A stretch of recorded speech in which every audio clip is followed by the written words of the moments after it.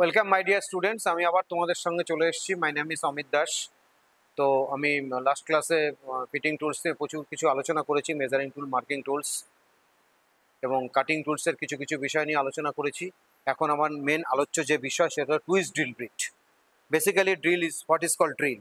Drill is basically use for making the hole. কোনো একটা মেটালের উপর যদি হোল জেনারেট করতে হয় তখন আমরা টুইস্ট ড্রিল বিট ইউজ করি। এটাকে বেসিক্যালি বলা হয় ড্রিল বিট বা টুইস্ট ড্রিল বিট। এবার যেহেতু ড্রিলটা টুইস্টিং করা আছে, দেখো ভালো করে প্রোফাইলটা দেখো, সেই কারণে এটাকে বলে টুইস্ট ড্রিল বিট।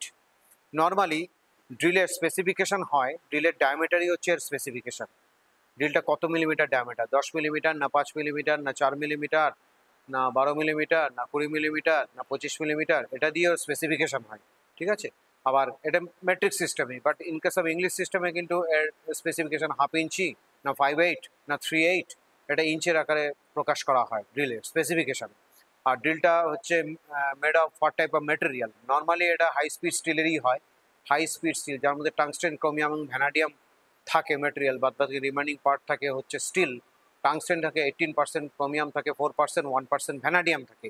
এই তিনটে মেটেরিয়ালের সমন্বয় এবং বাদ রিমেনিং পার্ট থাকে স্টিল নিয়ে ড্রিল বিটটা তৈরি হয়। It is a very hard material. It is use for cutting the all type of materials, basically all type of steel, cast iron বা ফেরাস মেটেরিয়াল, নন ফেরাস মেটেরিয়ালগুলোকে কাটা হয়। তা বিভিন্ন শেপের ড্রিল হয়। তা ড্রিলের দেখো স্পেসিফিকেশন আমি আলোচনা করলাম, এবার বলছি ড্রিলের দেখো এই যে অ্যাঙ্গেলটা দেখতে পাচ্ছ, এই যে অ্যাঙ্গেলটা, এটাকে বলা হয় ড্রিলের অ্যাঙ্গেল, কাটিং এজের অ্যাঙ্গেল। ঠিক আছে, এই ইনক্লুডিং অ্যাঙ্গেল, এই অ্যাঙ্গেলটা নর্মালি স্ট্যান্ডার্ড টাইপ অফ ড্রিলে 118 ডিগ্রি হয়। টুইস্ট ড্রিল বিটে এই অ্যাঙ্গেলটা 118 ডিগ্রি হয়। তা এটা নর্মালি ইউজ হয় মেকিং অল টাইপ অফ স্টিলকে ড্রিল করার জন্য। আমার এই ড্রিলটা ইউজ করা হয়। এই অ্যাঙ্গেলটা শুধু 118 ডিগ্রি হতে হবে এমন কোনো কথা নেই, এটা 80 ডিগ্রিও হতে পারে, 135 ডিগ্রিও হতে পারে, ঠিক আছে, 140 ডিগ্রিও হতে পারে। ডিফারেন্ট টাইপ অফ মেটেরিয়ালের উপর ডিপেন্ড করে ড্রিলের এই কাটিং অ্যাঙ্গেলটা কত ডিগ্রি হবে। ক্লিয়ার? তা আমি এই ড্রিলের দেখো পার্টগুলো বলছি। নর্মালি কিন্তু এই যে পার্টটা দেখতে পাচ্ছ, এই পার্টটাকে বলা হয় বডি, এই পার্টটাকে বলা হয় শ্যাঙ্ক। শ্যাঙ্ক লেন্থ এইটুকু বলা হয় বডি লেন্থ। আমি ভার্নিয়ার ক্যালিপার দিয়ে তোমাকে ভালো করে বুঝিয়ে দিচ্ছি। এই লেন্থটা নর্মালি হয় শ্যাঙ্ক লেন্থ, এই লেন্থটা শ্যাঙ্ক লেন্থ, সরি, এই লেন্থটাকে বলা হয় বডি লেন্থ, আর এই পোর্শনটাকে বলা হয় শ্যাঙ্ক লেন্থ। ঠিক আছে, আর যে কোনো ড্রিল কেজ কিনতে গেলে প্রথমে ডায়ামিটার দিয়ে স্পেসিফাই করতে হয় কত মিলিমিটার ডায়ামিটার আছে। যেমন এটা 11 মিলিমিটার ডায়ামিটার আছে এই ড্রিলটার। বিভিন্ন সাইজের ড্রিল হয়। এটা আর একটা টুইস্ট ড্রিল বিট, এটার ডায়ামিটার আমি চেক করতে পারি 9 মিলিমিটার এর ডায়ামিটার। তো এরকম করতে করতে এরকম ছোটো সাইজের একটা ড্রিল আছে, ড্রিলটাও তোমরা চেক করে নেবে কোন সাইজের হোল জেনারেট করতে হবে, সেটার উপর ড্রিলের ডায়ামিটার ডিপেন্ড করবে। তুমি যদি 4 মিলিমিটার ড্রিল কাটা হোল জেনারেট করতে চাও তাহলে 4 মিলিমিটার ড্রিল ইউজ করতে হবে। তুমি যদি 12 মিলিমিটার ড্রিল একটা হোল জেনারেট করতে 12 মিলিমিটার ড্রিল ইউজ করতে হবে। ড্রিলের দেখো একটা ব্যাপার আছে, ড্রিলের এই পোর্শনটাকে বলা হয় কাটিং এজ। এই যে গ্রুপটা দেখতে পাচ্ছি এটাকে বলা হয় ফ্লুট। অর্থাৎ কোনো ড্রিল যখন কোনো একটা মেটালকে, অর্থাৎ দেখো এখানে একটা জব আছে, জবের এখানটা হোল অলরেডি করা আছে।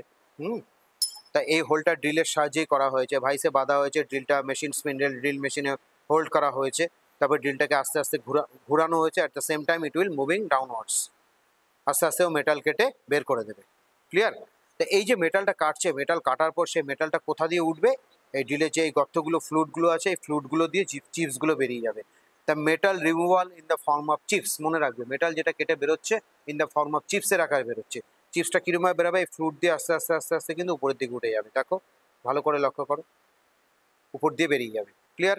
আচ্ছা, ড্রিলের এই পোর্শন, এইটাকে বলা হয় ল্যান্ড বা মার্জিন। এই যে পোর্শনটা দেখতে পাচ্ছ এই পোর্শনটাকে বলা হয় ল্যান্ড। ল্যান্ডেরও একটা থিকনেস আছে। এই যে পার্টটা দেখতে পাচ্ছ এটাকে বলা হয় বডি ক্লিয়ারেন্স। দেখো ডাউনওয়ার্ডস আছে, স্লোপটা এখান থেকে গিয়ে ডাউনওয়ার্ডস হয়ে গেছে। তাহলে এই ফ্লুট গেল, মার্জিন গেল, ড্রিলের কাটিং এজের অ্যাঙ্গেল গেল, ড্রিলের শ্যাঙ্ক লেন্থ গেল, বডি লেন্থ গেল। ক্লিয়ার? এবার ড্রিলের এই যে একটা পোর্শন, ঠিক আছে, ড্রিলের এই যে এজটা দেখতে পাচ্ছ, দেখো ড্রিল যখন ঘুরতে থাকে না তখন কিন্তু ড্রিলের আউটার পেরিফেরিতে, আউটারের দিকে ম্যাক্সিমাম ভেলোসিটি থাকে, কিন্তু যত সেন্টারের দিকে যায় ড্রিলে কিন্তু ভেলোসিটি 0 হয়ে যায়। সেই কারণে ড্রিলের এই পয়েন্টটাকে বলা হয় ডেড সেন্টার বলা হয়। ঠিক আছে? এই ড্রিল যখন ঘুরে কোনো মেটালকে কাটছে, মনে রাখবে এর পেরিফেরির দিকে ম্যাক্সিমাম ভেলোসিটি থাকে, সেন্টারের দিকে কিন্তু ভেলোসিটি 0 হয়ে যায়। সেই কারণে মোটা যত ড্রিলের ডায়ামিটার যত বড় হবে তত কিন্তু জবের মধ্যে পেনিট্রেট করতে অসুবিধা হয়। তার কারণ হচ্ছে ড্রিলের যে এই যে থিকনেসটা দেখতে, চিজেল এজ বলা হয়, এই যে থিকনেসটা দেখতে পাচ্ছ, এই থিকনেসটা যত বড় হবে, এই থিকনেসটা যত বড় হবে তত কিন্তু ড্রিল পেনিট্রেট করতে অসুবিধা হয়। সেই কারণে একটা বড় ড্রিল করার আগে অবশ্যই ছোট সাইজের ড্রিল করে নিতে হয়, যে ড্রিলটাকে বলা হয় পাইলট ড্রিল। পাইলট ড্রিল, যদি ছোট সাইজের ড্রিল আমি কোনো একটা মেটালকে হোল করতে গেলে আগে ছোট সাইজের ড্রিল করে নিই, তাহলে কিন্তু আমি বড় সাইজের ড্রিলটা খুব আরামসে করতে পারি। ছোট সাইজের ড্রিল করলে একটাই সুবিধা, একটা হোল জেনারেট হয়ে গেল।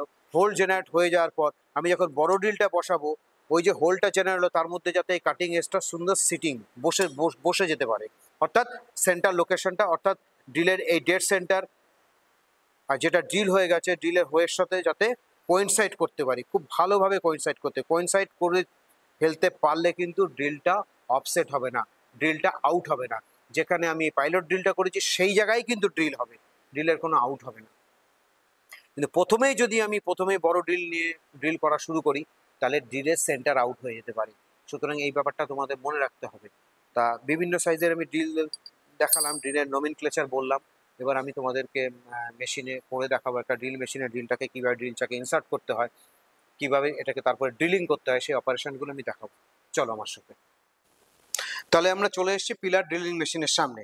তা আমার অলরেডি মার্কিং করা আছে, এই জায়গায় দুটো সেন্টার ড্রিল করতে হবে। তা তোমাদের একটা জিনিস বুঝতে হবে যে এটা একটা পিলার ড্রিলিং মেশিন, এটা একটা যে ড্রিলের স্পিন্ডল, এই স্পিন্ডলের মধ্যে আমার চাকটাকে হোল্ড করা আছে। এই চাকের মধ্যে আমাকে এই সেন্টার ড্রিলটাকে আমি সেট করে ফেলেছি, অলরেডি সেট করাই আছে। এটা হচ্ছে সেন্টার ড্রিল, এটা হচ্ছে ড্রিল চাক। এবার যখন আমি মেশিনটা অন করব তখন এই চাকটা মুভমেন্ট, স্পিন্ডলটা মুভমেন্ট শুরু হয়ে গেল। এটা কিভাবে পাওয়ারটা আসছে? Power is coming from the main switch through the belt and pulley. Belt আর পুলির সাহায্যে পাওয়ারটা আলটিমেটলি স্পিন্ডেলে চলে আসছে, ঠিক আছে? তা আমরা এখন শুরু করি কিভাবে ড্রিল করব। আর বেসিক্যালি আমার হচ্ছে এটা একটা টেবিলে এটা সুইভেলিং করা যায়। ইউ ক্যান সুইভেলিং দিস, হ্যাঁ, at the same time you can rotate this with the axis of the column. This part is called the column. কলামের রেসপেক্টে তুমি 360 ডিগ্রি মুভমেন্ট করতে পারবে। আবার তোমার এই টেবিলটাকেও তুমি এই ড্রিলের অ্যাক্সিসের রেসপেক্টে সুইভেলিং করতে পারবে। অর্থাৎ এই দুটো মুভমেন্টকে অ্যাডজাস্ট করে ড্রিলের সেন্টার পয়েন্টের সাথে আমার যেখানটা আমি সেন্টার ড্রিল করবো সেটাকে কোইনসাইড করতে হবে, এবং কোইনসাইড করতে পারলেই আমি ড্রিল স্টার্ট করতে পারবো। ওকে, এবার আমি জবটাকে সেট করব। ভাইসে আমি ক্ল্যাম্প করে নেবো জবটাকে ক্ল্যাম্প করার পর আমাকে এই যে সেন্টার ড্রিলটা আছে, সেন্টার ড্রিলটা আমি কোইনসাইড করব সেন্টার পয়েন্টের সাথে কোইনসাইড করে। একটা জিনিস মনে করবে, যখন মেশিনটা স্টার্ট হবে drill is rotating, at the same time you have to moving down. Drill rotate করছে, তার সাথে সাথে তুমি একে ডাউনওয়ার্ডস প্রেশার দিতে হবে। ডাউনওয়ার্ডস প্রেশার দিলেই এই কাটিং টুলটা জবের মধ্যে পেনিট্রেট করবে এবং আমার রিকোয়ার্ড হোল সাইজ আমি পেয়ে যাব। তো আমি একটা 7 মিলিমিটার ড্রিল নিয়ে এসেছি। এই ড্রিলটা আমি এই মেটালের মধ্যে একটা মার্কিং করে নিয়েছি, সেন্টার পাঞ্চ করে নিয়েছি। এখানে আমি ড্রিল করব। ড্রিলটাকে চাকে হোল্ড করলাম, আমি চাকে হোল্ড করে চাকি দিয়ে এটাকে আমি টাইট দিয়ে দেবো। ড্রিলটা টাইট হয়ে গেল। এবার আমি এই ড্রিলের এই সেন্টার পয়েন্টের সাথে এই পয়েন্টটাকে কোইনসাইড করব। তার আগে টেবিলটাকে আমাকে ঘোরাতে হবে, সেট করতে হবে। টেবিলটাকে সুইভেল করে মুভ করে আমাকে সেন্টার পয়েন্টের সাথে ড্রিলের সেন্টার পয়েন্টকে অ্যাডজাস্ট করতে হবে। মাঝে মাঝে ঘুরিয়ে ঘুরিয়ে দেখতে হবে অ্যাডজাস্ট হচ্ছে কিনা। অ্যাডজাস্ট হয়ে গেছে, মেশিনটাকে অন করব আমি এবার।